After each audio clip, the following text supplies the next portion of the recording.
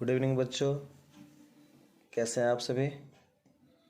उम्मीद है आप ही अच्छे होंगे और मुझे विश्वास है कि आज का पेपर भी आप लोग का अच्छा गया होगा।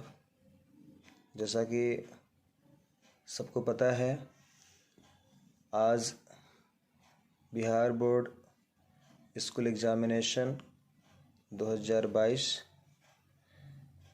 की जो परीक्षा हो रही है उसमें आज विज्ञान की परीक्षा हुई है और मेरे पास भी सेकेंड सिटिंग का ये क्वेश्चन मेरे एक विद्यार्थी ने भेजा है। तो मैं चाह रहा हूँ कि फटाफट साइंस के इस पेपर का जो ऑब्जेक्टिव क्वेश्चन है उसका सॉल्यूशन आप सबको फटाफट दे दूँ। तो चलते हैं, वीडियो को आगे बढ़ाते हैं और इस क्रम में पहले मैं बात करूँगा केमिस्ट्री के ऑब्जेक्टिव क्वेश्चन से। उम्मीद है आप सब अच्छे नंबर से पास होंगे, ऐसी ही हमारी शुभकामना और प्यार और आशीर्वाद है। और हम सभी गुरुओं की ये कामना है कि आप सभी अच्छे नंबर से पास हों, अपने अपने परिवार का, समाज का, अपने संस्था का, अपने गुरु का, अपने अभिभावक का और पूरे भारतवर्ष का नाम रोशन करें। यही कामना रहेगी, भगवान से यही प्रार्थना रहेगी।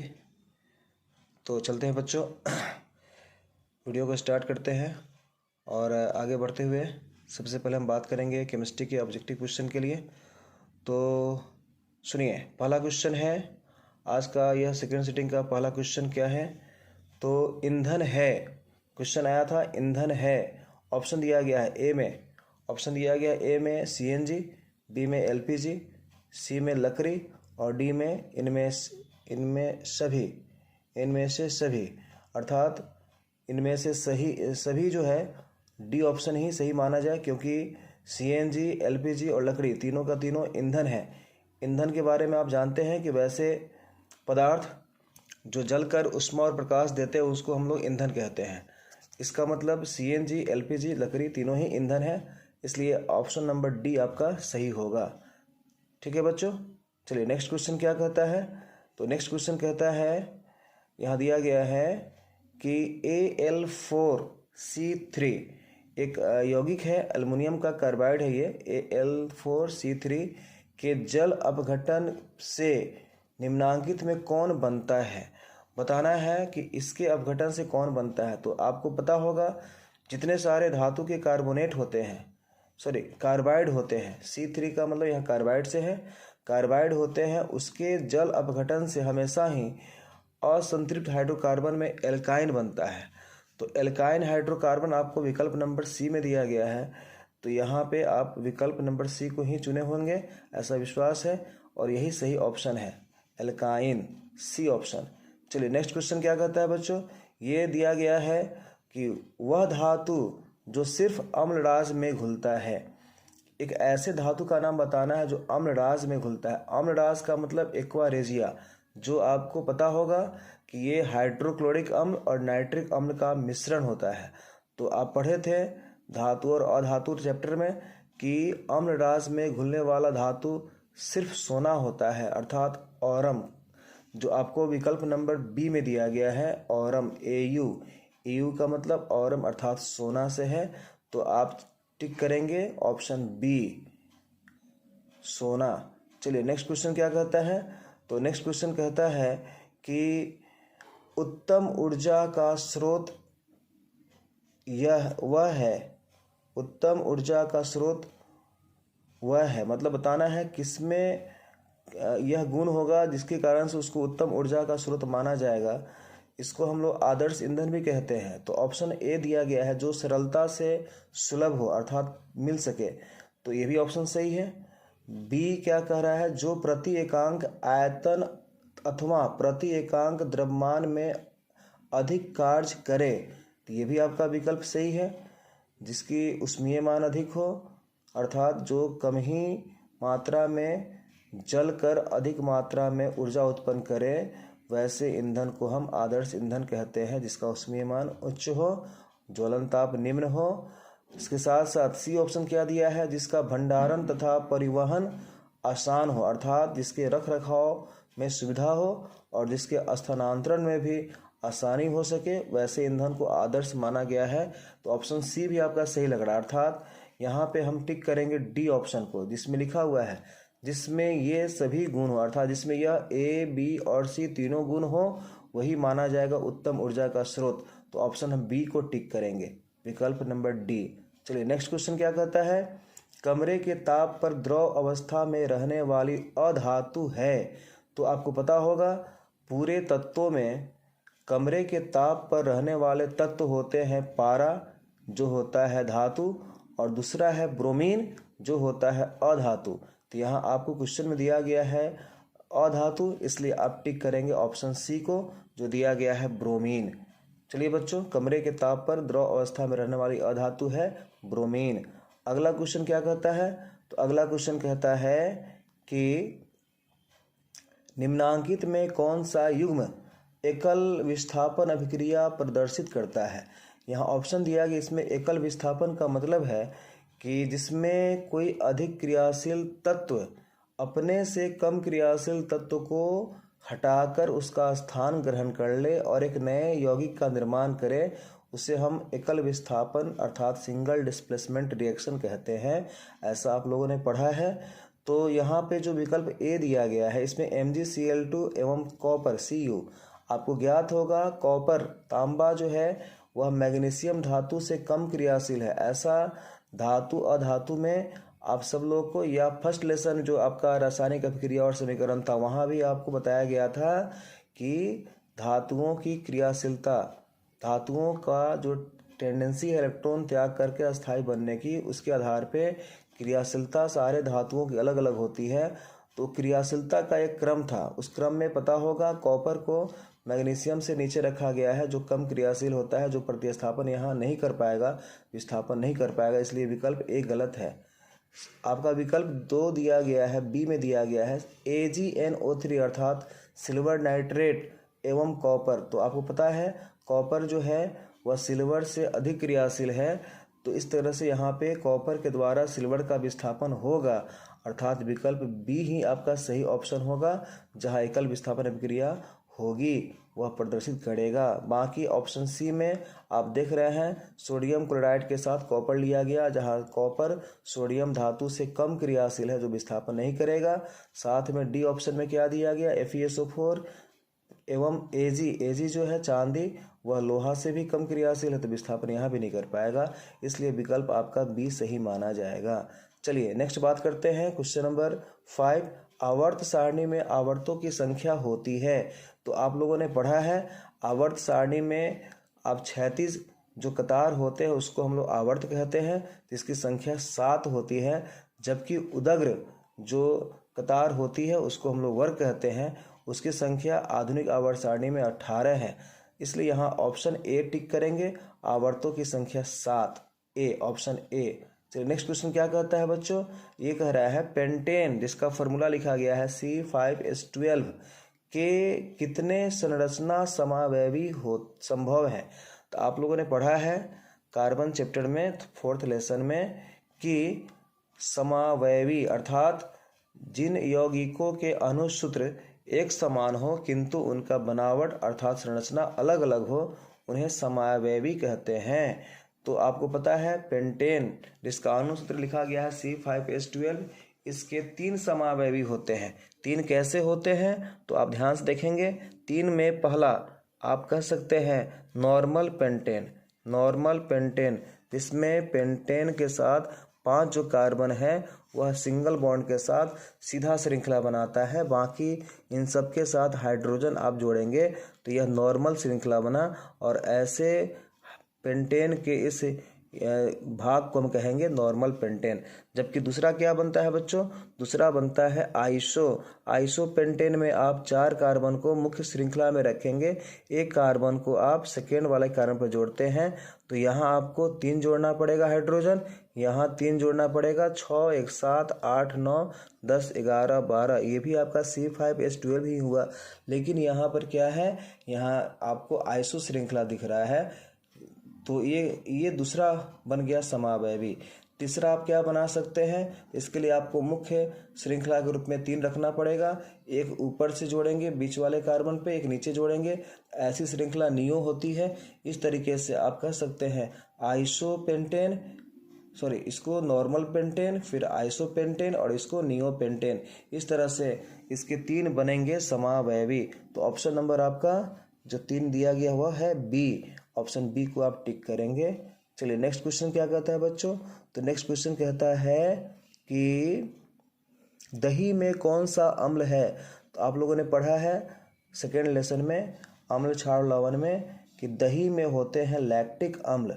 ठीक है बच्चों, दही या दूध जो भी कहे उसमें लैक्टिक अम्ल होते हैं। ये ऑप्शन नंबर सी आप टिक करेंगे। अगला क्वेश्चन कहता है निम्नांकित में किस धातु को केरोसिन में डुबो कर रखते हैं। तो जो अधिक क्रियाशील धातु हैं उन्हें हम लोग केरोसिन में डुबो कर रखते हैं भंडारण के लिए, आने वाले भविष्य में यूज करने के लिए। तो सबसे अधिक क्रियाशील धातु इसमें है आपको सोडियम है। सोडियम को ही केरोसिन तेल में डुबो कर रखा जाता है ताकि वह सुरक्षित रह सके और आने वाले भविष्य में उसका हम लोग प्रयोग किसी उपयोग कर सकते हैं। फिर आप कहेंगे पानी में क्यों नहीं रख सकते हैं, तो आपको पता है सोडियम अधिक क्रियाशील है, जो जल में पानी में भी अभिक्रिया करके बना सकता है धातु के हाइड्रोक्साइड, सोडियम हाइड्रोक्साइड। इस कारण से वहाँ उसका क्षय हो जाएगा, नष्ट हो सकता है, इसलिए उसको हमेशा सुरक्षित रखने के लिए केरोसिन तेल का इस्तेमाल किया जाता है। तो ऑप्शन आपका बी सही माना जाएगा, सोडियम। चलिए नेक्स्ट क्वेश्चन क्या कहता है, तो नेक्स्ट क्वेश्चन आपका दिया गया है कि घरेलू गैस एलपीजी के बारे में कहा गया, लिक्विफाइड पेट्रोलियम गैस एलपीजी का प्रमुख अवयव है, बताना है इसमें प्रमुख अवयव एलपीजी का कौन सा है। तो आप लोगों ने पढ़ा है प्रमुख जो अवयव है वह है आपका ब्यूटेन, जो ऑप्शन बी में दिया गया। इस तरह से आपका ऑप्शन बी सही होगा, ब्यूटेन। जैसा कि आप देख पा रहे हैं जितने सारे क्वेश्चन आपको मिला अभी तक, ये सारे प्रश्न बहुत ही इम्पोर्टेंट हैं। इम्पोर्टेंट पहले से भी माना गया था, चूँकि आप लोगों को ऑफलाइन क्लास हो या ऑनलाइन क्लास हो हर जगह ऐसा मिला होगा। मैंने भी बताया था कि बहुत सारे क्वेश्चन इंपॉर्टेंट हैं जो ये सारे आपको इसमें मैच कर रहा है। तो जितने सारे बच्चे मेरे ऑफलाइन क्लास में ज्वाइन किए थे उनको पता होगा कि आपके क्लास में भी बहुत सारे VVI मोस्ट VVI क्वेश्चन को मैंने टिक करवाया था, उनमें ये सारे क्वेश्चन मैच हो रहे हैं। और मुझे उम्मीद है मेरे जितने सारे बच्चे हैं सभी अच्छे नंबर से पास होंगे और सब लोगों ने अच्छा लिखा होगा, अच्छे ढंग से सारे क्वेश्चन को डील किए होंगे और सबका विकल्प जो भी दिया गया है वो टिक लगाए होंगे तो सही होंगे। चलते हैं, आप ऐसे आप कंफर्मेशन के लिए मेरे द्वारा दिए गए इस आंसर को आप मिलाते रहिए और उम्मीद है आपका भी बनाया गया जो आंसर होगा वह मेरे आंसर से मैच कर रहा होगा, अर्थात वह सही होगा। चलते हैं अगले क्वेश्चन की ओर। अगला क्वेश्चन कहता है बच्चों कि C60 फ्लोरीन, ये आपको पता होगा कार्बन के जो रवादार जो क्रिस्टलाइन जो एलोट्रोप्स है, रवादार जो अपरूप होते हैं उनमें 3 अपरूप रवादार माने गए हैं, जिसमें एक हीरा है, दूसरा ग्रेफाइट है और तीसरा यह फ्लोरीन है, जिसको हम लोग C60 फ्लोरीन या बकमिंस्टर फ्लोरीन भी कहते हैं, जिसकी आकृति निम्नलिखित में किसके जैसी होती है। तो आपको पता होगा बकमिंस्टर फ्लोरीन की जो आकृति है वह एक फुटबॉल की भांति होती, वलयाकार होती है, वलय के आकार की होती है, मतलब उसको हम लोग गोलाकार कह सकते हैं फुटबॉल की भांति। तो ऑप्शन बी आपका सही होगा, C60 की आकृति बी ऑप्शन फुटबॉल की भांति होती है। चलिए नेक्स्ट क्वेश्चन क्या कहता है बच्चों, तो अगला क्वेश्चन दे रहा है कि आपको क्वेश्चन अगला क्या दिया, तो ये आपको यहाँ निम्नांकित में कौन सी अधातु विद्युत का सुचालक है। अभी मैं सिर्फ केमिस्ट्री का क्वेश्चन हल करवा रहा हूँ, तो उसके हिसाब से आप सोचेंगे कि निम्नांकित में कौन सी अधातु विद्युत का सुचालक है। तो आपको पता होगा अधातु प्रायः विद्युत के कुचालक होते हैं, उष्मा के भी कुचालक होते हैं, लेकिन एक ऐसे अधातु हैं, अधातु का रूप है जो सुचालक होता है, और वह है ग्रेफाइट, जो कार्बन का रवादार अपर रूप होता है। और ऑप्शन नंबर जो ए है वह ग्रेफाइट ही है। इस कारण से ऑप्शन ए टिक करेंगे। जो विद्युत का सुचालक अधातु है वह है ग्रेफाइट, ऑप्शन ए सही होगा। चलिए नेक्स्ट क्वेश्चन क्या कहता है बच्चों, तो अगले क्वेश्चन में चलते हैं। वह क्वेश्चन है, ये आपको फिर से वही क्वेश्चन मिला, इस पेज को स्किप करके आगे बढ़ते हैं। तो अगला क्वेश्चन क्या दिया, जीवाश्म ईंधन का उदाहरण है। ये जीवाश्म ईंधन का मतलब है जो जीवों के अवशेष से बनते हों, मृत जीवों के जो अवशेष होते हैं उनके द्वारा बने हुए ईंधन को हम लोग जीवाश्म ईंधन, फॉसिल फ्यूल कहा जाता है। तो आपको ऑप्शन दिया गया है ए पेट्रोलियम, ये भी सही है। ऑप्शन बी है कोयला, ये भी सही है, अर्थात ए और बी दोनों ऑप्शन सही है। जो आपको सी दिया गया है ए और बी दोनों, इसको हम टिक करेंगे, ऑप्शन सी आपका सही होगा, ए और बी दोनों। चलिए नेक्स्ट क्वेश्चन क्या कहता है बच्चों, तो अगले क्वेश्चन में हम आते हैं। तो पाते हैं ये क्वेश्चन कह रहा है कि अमोनियम क्लोराइड का जलीय विलयन होता है। तो अमोनियम क्लोराइड NH4Cl, जिसको जब जल में डालेंगे तो इसका विलयन अम्लीय बनता है, अर्थात ऑप्शन ए को टिक किया जाए, अम्लीय। अगला क्वेश्चन कहता है बच्चों कि एथेन का आणविक सूत्र C2H6 है, इसमें सहसंयोजक बंधनों की संख्या क्या होगी। आपको पता होगा एथेन का फॉर्मूला जो आप लिखते हैं C2H6, इसमें कार्बन से कार्बन के बीच में सिंगल बॉन्ड है, और इस कार्बन के साथ 3 और हाइड्रोजन जुड़ेंगे, 3 यहाँ एकल बंधन के साथ जुड़े और 3 यहाँ भी जुड़ेंगे एकल बंधन के साथ, तब तो कार्बन का 4 बॉन्ड पूरा होगा। इस प्रकार से इस पूरे यौगिक में एकल बंधन जो है वह 1 2 3 4 5 6 7 है। तो यहाँ कहेंगे सहसंयोजक बंधनों की संख्या जो है वह 7 होगी। जो ऑप्शन डी दिया गया है 7, इसलिए आपका ऑप्शन डी सही माना जाएगा, 7। चलिए नेक्स्ट क्या बात करें, तो अगला क्वेश्चन क्या दे रहा है बच्चों, अगला क्वेश्चन कहता है कि एथाइन में कार्बन कार्बन परमाणुओं के बीच कितने सहसंयोजक बंधन होते हैं। एथाइन का मतलब है, आपको पता होगा एथाइन कहा गया है एसिटिलीन को C2H2, जिसमें कार्बन से कार्बन के मध्य में ट्रिपल कोवैलेंट बॉन्ड पाया जाता है, बाकी इसके सिंगल बॉन्ड के साथ हाइड्रोजन यहाँ और यहाँ रहेगा। तो कार्बन से कार्बन के बीच में त्रिसहसंयोजी बंधन है। तो यहाँ पूछ रहा है कार्बन से कार्बन परमाणुओं के बीच कितने सहसंयोजक बंधन होंगे, तो जवाब होना चाहिए 3, अर्थात ऑप्शन नंबर सी आपका सही होगा, 3। नेक्स्ट क्वेश्चन कहता है क्यूप्राइट निम्नांकित में किस धातु का अयस्क है। तो आप लोगों ने पढ़ा है अयस्क के बारे में। तो क्यूप्राइट जो है वह आपको कॉपर धातु का ऑक्साइड अयस्क है, जिसका आणविक सूत्र होता है Cu2O। ये क्यूप्राइट है जो कॉपर धातु का ही ऑक्साइड अयस्क होता है। तो ऑप्शन नंबर सी को आप टिक करेंगे, कॉपर Cu। नेक्स्ट क्वेश्चन क्या कहता है बच्चों, अगला क्वेश्चन आपको बायोलॉजी से, लेकिन हम बात करते हैं पहले केमिस्ट्री के लिए। तो नेक्स्ट आपका अगला क्वेश्चन केमिस्ट्री का है, कहता है शल्य चिकित्सा में टूटी हुई हड्डियों को जोड़ने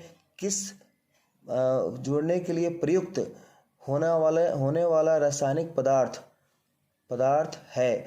मतलब किस पदार्थ का उपयोग टूटी हुई हड्डियों को जोड़ने के लिए किया जाता है, कहाँ पर, तो शल्य चिकित्सा का मतलब होता है ऑपरेशन वाला जो ट्रीटमेंट है, उस कंडीशन में टूटी हुई हड्डियों को जोड़ने के लिए हम लोग किसका उपयोग करते हैं। तो आपको पता होगा पीओपी का full form plaster of Paris, जो एक तरह से एक कैल्शियम धातु का सल्फेट लवण होता है, जिसका प्रयोग किया जाता है टूटी हुई हड्डियों को जोड़ने के लिए। अर्थात जब ये प्लास्टर ऑफ पेरिस जल के संपर्क में आता है तो काफ़ी हार्ड हो जाता है और यह जिप्सम का निर्माण करता है, और इसके हार्ड होने के कारण से ही जहाँ हड्डी टूटा हुआ रहता है उसको एक फिक्स्ड पोजीशन में लाने के लिए उसको है ना एक ढांचा के रूप में पीओपी का लेप चढ़ाया जाता है। तो ऑप्शन नंबर सी आपका सही होगा, plaster of Paris. Next question कहता है किस पीएच का मान वाला विलयन सबसे अधिक अम्लीय होगा। आपको पता होगा कि अम्लीय विलयन का पीएच मान हमेशा ही 7 से कम होता है, लेकिन यहाँ कहा जा रहा है कि सबसे अधिक अम्लीय कौन होगा। तो जैसे जैसे हम 7 से दूर जाएंगे, 6 5 4 3 2 1, वैसे वैसे उसकी अम्लीयता बढ़ती जाएगी, अर्थात सबसे अधिक प्रबल जो अम्ल होंगे जिसकी अम्लीयता सबसे कम होगी, जिसका पीएच मान सबसे कम होगा, वह सबसे प्रबल अम्ल माना जाएगा। अर्थात यहाँ सबसे अधिक अम्लीय रखने वाला पीएच मान कितना होना चाहिए, तो 1 होना चाहिए। 1 दिया गया ऑप्शन में आपका 1 भी है, 2 भी है, 3 भी है, 4 भी है। ये सभी ही 7 से कम है, लेकिन सबसे कम वाला है, सबसे अधिक अम्लीय होगा। तो ऑप्शन नंबर 1 को, ए को हम टिक करेंगे 1, ए के दिया है 1। नेक्स्ट क्वेश्चन क्या कहता है बच्चों, तो अगला क्वेश्चन कहता है कि आयोडीन को, क्वेश्चन दिया गया है कि आयोडीन को निम्नलिखित में किस द्रव में घोलने से टिंचर आयोडीन बनता है। Tincture iodine is the solution of iodine with ethanol means ethyl alcohol. जब हम लोग यानी आयोडीन को एथिल अल्कोहल एथनॉल में, जिसका आणविक सूत्र C2H5OH होता है, उसमें घुलाते हैं तब जाके टिंचर आयोडीन बनता है। और टिंचर आयोडीन है क्या, एक तरह से यह कीटाणुनाशी एक द्रव है। जिस तरह से हम लोग बेटाडीन लिक्विड का या सेवलॉन या डिटॉल लिक्विड का यूज़ करते हैं एंटीसेप्टिक लोशन के रूप में, वैसे ही टिंचर आयोडीन भी एक एंटीसेप्टिक लोशन है जो बनता है आयोडीन और एथिल अल्कोहल के मिश्रण से। अर्थात ऑप्शन नंबर डी आपका सही माना जाएगा। नेक्स्ट क्वेश्चन कहता है कि डालडा में उपस्थित वसा अम्ल किस प्रकृति का होता है।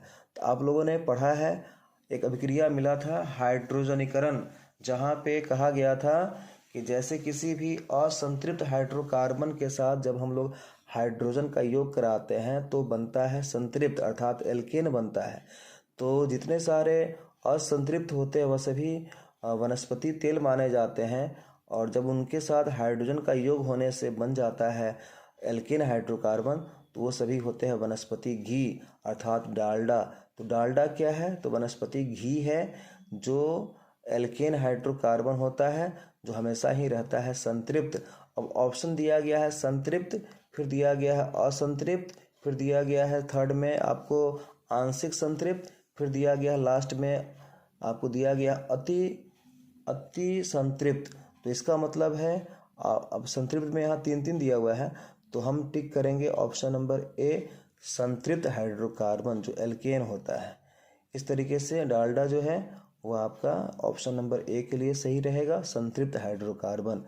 नेक्स्ट क्वेश्चन क्या कहता है बच्चों, ये कहता है प्रोपेनॉन का क्रियाशील मूलक है। तो propanone is the IUPAC name, IUPAC name है किसका, तो आपको आईपैक नेम है इसका डाई मिथाइल कीटोन का। तो आपको पता होगा कीटोन ग्रुप में आईपैक नेम में हमेशा हम लोग एल्केनोन लगाते हैं, तो यहाँ प्रोपेनॉन जो लिखा गया हुआ आपको एक तरह से देखा जाए तो ये कीटोन ग्रुप से बिलोंग करता है, इसलिए इसका क्रियाशील जो मूलक होगा CO होगा, जो ऑप्शन नंबर आपका सी में दिया गया है CO।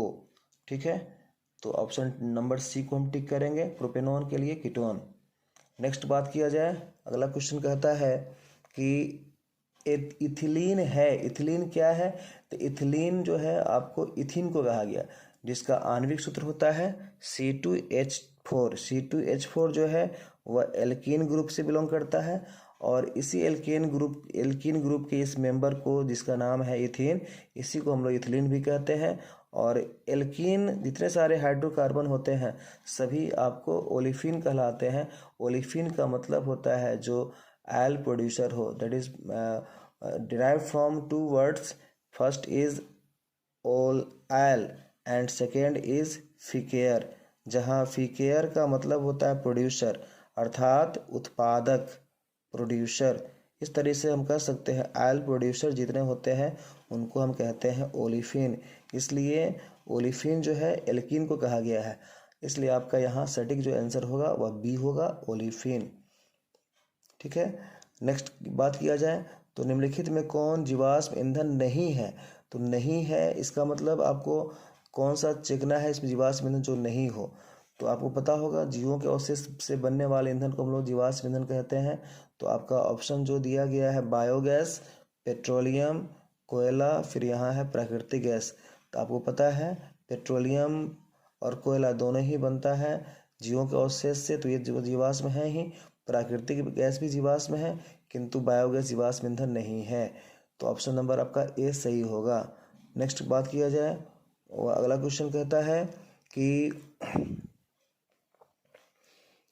नेक्स्ट क्वेश्चन आपको यहाँ दिया गया, निम्नलिखित में कौन सा तत्व आसानी से इलेक्ट्रॉन का त्याग नहीं कर सकता है?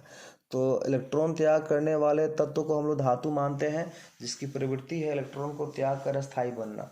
लेकिन यहाँ पे ऑप्शन आप देख पा रहे हैं को दिया गया है, पहला है सोडियम, पहला है सोडियम जो धातु है।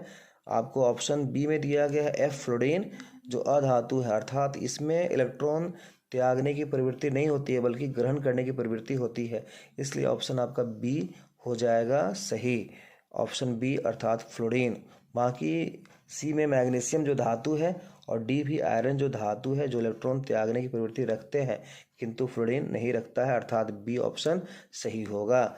चलिए नेक्स्ट बात किया जाए, अगला क्वेश्चन कहता है बच्चों कि निम्नलिखित में किस तत्व में संयोजी इलेक्ट्रॉन की संख्या सबसे अधिक है? किसमें बताना है संयोजी इलेक्ट्रॉन का मतलब है कि जो किसी तत्व के सबसे बाहरी कक्ष के इलेक्ट्रॉन होते हैं उन्हें हम कहते हैं संयोजी इलेक्ट्रॉन अर्थात वैलेंस इलेक्ट्रॉन। तो आपको दिख रहा होगा कि यहाँ दिया गया है सिलिकॉन, तो सिलिकॉन का परमाणु संख्या 14 है, विन्यास के हिसाब से 284 होगा। उसके बाद इसमें इसका वैलेंस इलेक्ट्रॉन कहलाया 4। उसके बाद बात किया जाए नेक्स्ट बी ऑप्शन में एल्युमिनियम दिया गया है, एल्युमिनियम 13 के लिए 283 कहेंगे, इसके लास्ट में 3 आया। नेक्स्ट दिया गया है फॉस्फोरस पी 15 परमाणु संख्या होता है, 285 है, तो इसके लास्ट में 5 कहलाया। और उसके बाद चौथा ऑप्शन दिया गया है सोडियम 11 पे आता है, जिसका विन्यास निकाला जाए 281 आएगा, इसके लास्ट में 1 ही आया। तो सबसे अधिक रखने वाला कौन सा है? तो वह है फॉस्फोरस, ऑप्शन नंबर आपका सी कहलाएगा सही। नेक्स्ट क्वेश्चन कहता है कि अगला क्वेश्चन क्या है बच्चों? अगला क्वेश्चन है कि जल में घुलनशील भस्म कहलाता है। जल में जो घुलनशील भस्म होते हैं उसको हम क्या कहते हैं? तो उनको कहा जाता है क्षार अर्थात alkali. Water soluble bases are called alkali. जो जल में घुलनशील जो भस्म होते हैं उसको हम लोग क्षार कहते हैं, ऑप्शन नंबर बी सही होगा, क्षार, ऑप्शन बी दिया गया है क्षार। नेक्स्ट क्या कहता है? अगला क्वेश्चन कहता है कि सोडा ऐश का मतलब है सोडा का राख का रासायनिक सूत्र क्या होगा? तो सोडा का राख होता है क्या? सोडियम कार्बोनेट होता है, अर्थात ऑप्शन नंबर आपका बी सही होगा, Na2CO3। आप पढ़े होंगे कि जब हम लोग धुआं सोडा अर्थात Na2CO3 into 10H2O ये होता है धुआं सोडा का रासायनिक सूत्र। जब हम इसे वायुमंडल में खुला छोड़ देते हैं तो यह अपने जल के रवा को त्याग करके शुष्क हो जाता है, यानी ड्राई हो जाता है। इसी को कहा गया है सोडा राख, सोडा ऐश कहते हैं, सोडा राख कहते हैं, सोडा ऐश भी कहा जाता है, ठीक है। अर्थात ऑप्शन नंबर बी आपका सही होगा, सोडा ऐश, ठीक है। अगला क्वेश्चन क्या कहता है बच्चों? अगला क्वेश्चन कहता है कि पीएच का कौन सा मान क्षारक विलयन को निरूपित करता है? क्षारक मतलब क्षारकीय अर्थात भास्मिक, जो बेसिक सॉल्यूशन होते हैं उनका पीएच मान कौन सा होना चाहिए? तो आप पढ़े होंगे कि क्षारक विलयन जो होते हैं उसका पीएच मान हमेशा ही 7 से अधिक होता है। तो यहाँ ऑप्शन नंबर ए में दिया है 2, बी में दिया है 7, सी में दिया है 13 और डी में दिया गया है आपको 6, अर्थात यहाँ पे 7 से अधिक वाला कौन सा मान होगा? तो 13 होगा, जो ऑप्शन सी है, इसलिए ऑप्शन सी को टिक करेंगे 13। नेक्स्ट क्वेश्चन कहता है बच्चों कि जल के एक अणु में हाइड्रोजन एवं ऑक्सीजन के परमाणुओं की संख्या का अनुपात। तो आपको पता होगा जल का अणु सूत्र क्या होता है बच्चों? तो H2O, इसमें हाइड्रोजन के परमाणु 2 हैं, ऑक्सीजन के परमाणु 1 हैं, जिनकी संख्या का अनुपात 2:1 होगा, अर्थात ऑप्शन नंबर आपका बी सही माना जाएगा, 2:1। चलिए नेक्स्ट क्वेश्चन क्या है बच्चों? तो अगला क्वेश्चन ऐसे पलट के देखा जाए, ये लिखा गया है, एक अभिक्रिया दी गई है, अब क्रिया क्या दिया गया है, तो अब क्रिया दिया गया है CaO कैल्शियम ऑक्साइड प्लस में आपको दिया गया है H2O यानी जल, ये मिलके बनाता है आपको क्या बनाता है मिल करके, तो ये बनाएगा CaOH का होल 2 अर्थात कैल्शियम हाइड्रोक्साइड।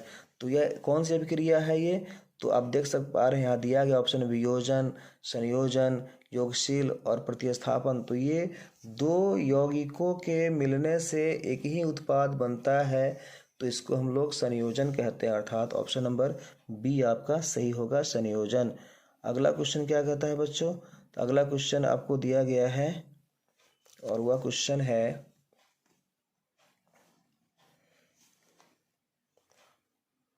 अगला क्वेश्चन दिया गया है बच्चों और कहता है कि निम्नांकित में कौन सा सबसे अधिक क्रियाशील हैलोजन है। हैलोजन ग्रुप में आने वाले तत्व होते हैं, आपको पता होगा, फ्लोरीन, क्लोरीन, ब्रोमीन और आयोडीन। एक अस्टाटीन भी होता है बट वो होता है आपको रेडियो एक्टिव। बट ये जो चारों हैं ये हैलोजन समूह के प्रमुख तत्व माने जाते हैं। तो सबसे अधिक क्रियाशील जो होते हैं उसमें वह है फ्लोरीन।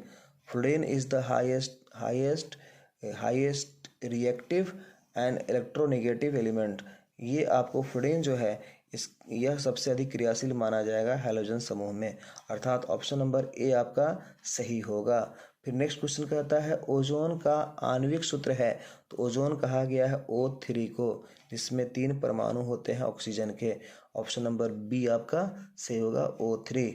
अगला क्वेश्चन चलते हैं उसकी ओर और वो क्या कहता है क्वेश्चन, तो अगला क्वेश्चन कहता है बच्चों, थोड़ा सा क्लियर नहीं दिख रहा होगा बट थोड़ा सा ध्यान देकर अगर देखेंगे तो आपको समझ में आ जाएगा ये क्वेश्चन क्या है। लिखा हुआ है निम्नांकित में ये दिया गया है क्वेश्चन, निम्नांकित में कौन विजातीय यौगिक है। विजातीय चुनना है, इसमें कौन डिफरेंट है ऑड है इसमें वो चुनना है। तो पहला दिया गया है चुना पत्थर जो आपको संगमरमर को कहा गया है। दूसरा कहा गया है आपको नीचे दिया गया है ऑप्शन नंबर बी है प्लास्टर ऑफ पेरिस, तो ये आपको अलग लग रहा है। फिर ऑप्शन सी में दिया गया है संगमरमर, ये तो ठीक है वही मार्बल हो गया। और ऑप्शन डी में दिया है खरिया, खरिया कहा गया है कैल्शियम कार्बोनेट को। तो तीनों ही कैल्शियम कार्बोनेट हो, ये CaCO3, ये तीनों का अनुस्तर होता है, खरिया हो या आपको चुना पत्थर हो या संगमरमर हो, तीनों ही कैल्शियम कार्बोनेट माने जाते हैं। इसका मतलब ये तीनों एक जाति के हैं, बट जो प्लास्टर ऑफ पेरिस ऑप्शन जो बी दिया गया है ये विजातीय है, इसलिए इसका जवाब हो जाएगा option number B plaster of Paris. अगला क्वेश्चन क्या कहता है बच्चों, अगला कहता है बेकिंग सोडा का रासायनिक सूत्र है। तो बेकिंग सोडा अर्थात खाने वाला सोडा, इसको हम लोग सोडियम हाइड्रोजन कार्बोनेट या बाई कार्बोनेट भी कहते हैं, जिसका अनुस्तर होता है NaHCO3। क्या होता है फॉर्मूला इसका, इसका फॉर्मूला होता है NaHCO3, जिसको हम लोग सोडियम हाइड्रोजन कार्बोनेट भी कहते हैं या सोडियम बाई कार्बोनेट भी कहा जाता है। तो ऑप्शन नंबर आपका ऑप्शन नंबर हो जाएगा कौन सा, तो डी NaHCO3। अगला क्वेश्चन क्या कहता है, तो निम्नांकित में कौन संक्षारक अम्ल है। संक्षारक अम्ल का मतलब है जो धातु का क्षय कर दे, जिसपे धातु की अभिक्रिया होने से धातु नष्ट हो जाए, वैसे अम्ल को संक्षारक अम्ल कहा जाता है और वह होता है आपको ऑप्शन नंबर बी में दिया गया है सल्फ्यूरिक अम्ल। तो सल्फ्यूरिक अम्ल ही सही होगा जो ऑप्शन नंबर बी में दिया गया है। ठीक है बच्चों, ऑप्शन नंबर बी में क्या दिया गया है, सल्फ्यूरिक अम्ल संक्षारक अम्ल में होते हैं, जिसको किंग ऑफ केमिकल भी कहा जाता है, पूरे रसायन का राजा है ये। चलिए नेक्स्ट बात करते हैं। अगला क्वेश्चन क्या कहता है जल में घुलनशील भस्म कहलाता है, तो ये तो हो चुका है, क्षार कहलाता है। अगला था सोडा ऐश का रासायनिक, ये भी हो चुका है। अगला क्वेश्चन क्या है बच्चों, तो इसको ऐसे पलट के देखा जाए। अगला क्वेश्चन दिया गया है संतृप्त हाइड्रोकार्बन श्रेणी में सदस्यों की संख्या, संतृप्त हाइड्रोकार्बन क्वेश्चन है, संतृप्त हाइड्रोकार्बन श्रेणी के सदस्यों को कहा जाता है। तो संतृप्त कहा गया है एल्केन को, alkane is the saturated hydrocarbon, अर्थात ऑप्शन नंबर आपका सी सही होगा। नेक्स्ट क्वेश्चन है मेंडलीव द्वारा छोड़े गए आवर्त सारणी के रिक्त स्थानों के में बाद में निम्नांकित में पदस्थापित किया गया किसको। तो इसमें हो जाएगा ऑप्शन नंबर ए गैलियम को। ये इसका जवाब हो जाएगा option number A gallium. Next question को देखते हैं। अगला क्वेश्चन क्या कहता है बच्चों, ये कहता है मिल्क ऑफ मैग्नीशिया जिसका अनुसूत्र होता है MgOH का होल ट्वाइस, जिसको मैग्नीशियम हाइड्रोक्साइड कहा जाता है। ये एक तरह से क्षार है और इसका जो pH मान पूछ रहा है इसमें क्या होना चाहिए, तो आपको पता होगा किसी भी क्षार का pH मान हमेशा ही 7 से ज़्यादा होता है। तो यहाँ ऑप्शन दिया गया है 4, ऑप्शन दिया गया है 3, ऑप्शन दिया गया है 7, ऑप्शन दिया गया है 10.5। तो इसमें दिख रहा होगा कि 7 से अधिक वाला केवल यही है, अर्थात ऑप्शन नंबर डी को हम टिक करेंगे। 10.5 विकल्प सही हो जाएगा डी। नेक्स्ट क्वेश्चन कहता है बच्चों कि सल्फर के संयोजी सेल में इलेक्ट्रॉनों की संख्या है। सल्फर का परमाणु संख्या 16 होता है। विन्यास 2, 8, 6 निकालिएगा। संयोजी सेल का मतलब है सबसे बाहरी कक्ष, सबसे अंतिम कक्ष, वैलेंस सेल को कहा गया है संयोजी सेल।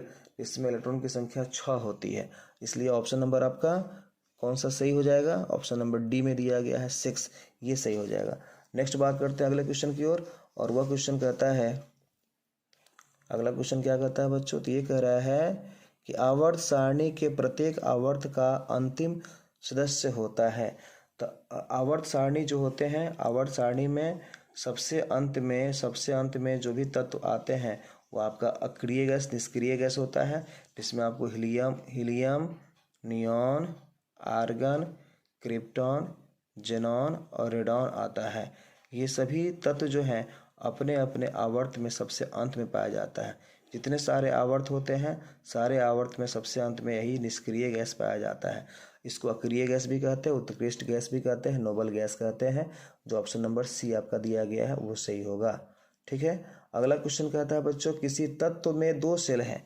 अब देखिए ध्यान से, किसी तत्व में 2 सेल हैं, 2 सेल में पहला सेल के और दूसरा एल, इसकी क्षमता 2 होती है, इसकी क्षमता 8 होती है। तो कहता है 2 सेल हैं जो, और दोनों ही इलेक्ट्रॉन से पूर्णतः भरे हुए हैं, दोनों पूरा भरा हुआ है, इसमें भी 2 भरा हुआ है, इसमें भी 8 भरा हुआ है। तो 8 और 2 10, 10 किसका होता है, तो नियॉन का होता है। अर्थात बताना है वह तत्व कौन सा है, तो वह तत्व है नियॉन। ऑप्शन ए सही कर देंगे, नियॉन। नेक्स्ट क्वेश्चन क्या कहता है बच्चों, अगला क्वेश्चन कहता है कि निम्नांकित संकेतों द्वारा व्यक्त तत्वों में कौन सा धातु है। आपको दिख रहा है यहाँ पे दिया गया है ऑप्शन नंबर ए में आपको दिया गया है क्या, तो ये आपको परमाणु संख्या 9 वाला तत्व है। तो आपको पता होगा जिस तत्व के बाह्यतम कक्ष में इलेक्ट्रॉन की संख्या 1 हो या 2 हो या 3 हो वो सभी धातु होते हैं। बाकी अगर 4 या 4 से ऊपर होते हैं अंतिम में इलेक्ट्रॉन तो वो सब अधातु होते हैं। तो इसका परमाणु संख्या 9 है, तो 9 का विन्यास 2 और 7 निकलेगा, अंत में 7 आया तो ये अधातु होगा। उसके बाद वाला ये बी ऑप्शन में दिया गया है बी, जिसका परमाणु संख्या 12 है, 2 8 2 कहेंगे, अंत में 2 आया तो ये धातु है, अर्थात बी ऑप्शन ही सही होगा, धातु बी वाला होगा, बी ऑप्शन बी। नेक्स्ट बाकी आप देख सकते हैं इसमें 6 है तो 2 4 आया, ये नहीं होगा, अधातु होगा। इसके अंत में आपका आएगा इलेक्ट्रॉन कितना, 6 आएगा, चूंकि परमाणु संख्या 8 है, 2 और 6 कहेंगे। चलिए इसके अंत में भी 6 आया तो भी अधातु होंगे, ऑप्शन आपका बी सही माना जाएगा धातु के लिए। ठीक है, अगला क्वेश्चन कहता है अम्लीय ऑक्साइड के विलयन का पीएच मान क्या होगा। तो अम्लीय का पीएच मान हमेशा ही 7 से कम होता है। तो 7 से कम इसमें कौन है, देख लीजिए 12 है, 8 है, ये 7 है और ये 4 है, तो ऑप्शन नंबर डी कहेंगे 4। अगला क्वेश्चन कहता है सबसे अधिक कठोर जो प्राकृतिक पदार्थ कौन होता है, तो सब लोग जानते हैं वह होता है हीरा। Diamond is the most hard material in the nature. ठीक है, अब नेक्स्ट बात किया जाए, चलिए शायद ये सभी क्वेश्चन हो चुके हैं। तो आपको कैसा लगा ये वीडियो देख करके हमें बताइए कमेंट बॉक्स में, और उम्मीद है आपको ये सारा ऑप्शन जो दिया गया है वो आपके दिए गए आंसर से मैच करते हो और आपका भी जवाब सही होना चाहिए और आप अच्छे नंबर से पास हो, ऐसा मनोकामना है, ऐसा भगवान से प्रार्थना है। और ये रहा सिर्फ केमिस्ट्री के लिए ऑब्जेक्टिव क्वेश्चन का हल। अब नेक्स्ट वीडियो में मैंने आप लोगों के लिए तैयार कर रखा है और वो वीडियो आपका रहेगा जिसमें हाँ फिजिक्स और बायोलॉजी का जो भी ऑब्जेक्टिव क्वेश्चन दिया रहेगा उनका मैं आपको हल दे करके वीडियो बनाऊंगा। तो चलते हैं अगले वीडियो का इंतजार करते रहिए फिजिक्स और बायोलॉजी के लिए। उम्मीद है ये वीडियो आपको अच्छा लगा होगा। तो आप प्रयास करिए मेरे इस चैनल को, जिसका नाम है मैथमेटिक्स। ये चैनल है आपका मैथमेटिक्स ट्यूटोरियल और ढाका, ऐसा करके आप सर्च करेंगे तो आपको मिलेगा। ये चैनल है, इसको आप लोग लाइक भी करिए, आप इसको शेयर करिए और इसको आप जितना हो सके सब्सक्राइब करते रहिए। और आप कमेंट भी डालते रहिए, जो भी आपको कमेंट करने हैं कमेंट डालिए। और जो भी आपको परेशानी हो रही है इस वीडियो से संबंधित, आप ज़रूर कमेंट बॉक्स में डालेंगे। मैं प्रयास करूँगा आपकी उस परेशानी को मैं दूर करूँ। और जितने सारे बच्चे जो मुझे सब्सक्राइब या शेयर नहीं कर पाए हैं, उनसे मेरा अपील है कि वे जल्दी से जल्दी इस वीडियो को आप शेयर करते रहिए और सब्सक्राइब भी करते रहिए मेरे इस चैनल को। और मेरा प्रयास रहेगा कि मैं ऐसे ही आप लोगों के लिए अच्छे अच्छे वीडियो लेकर के आऊँगा। और जितने सारे समस्या है आपके, वो आपको हम जल्दी से दूर करके दिखाऊंगा। चलिए ठीक है बच्चों, उम्मीद है ये वीडियो आपको अच्छा लगा होगा। और ऐसे ही आप अपना प्यार, अपना सहयोग हमें करते रहें। मिलते हैं अगली वीडियो की ओर, तब तक के लिए धन्यवाद। जय हिंद।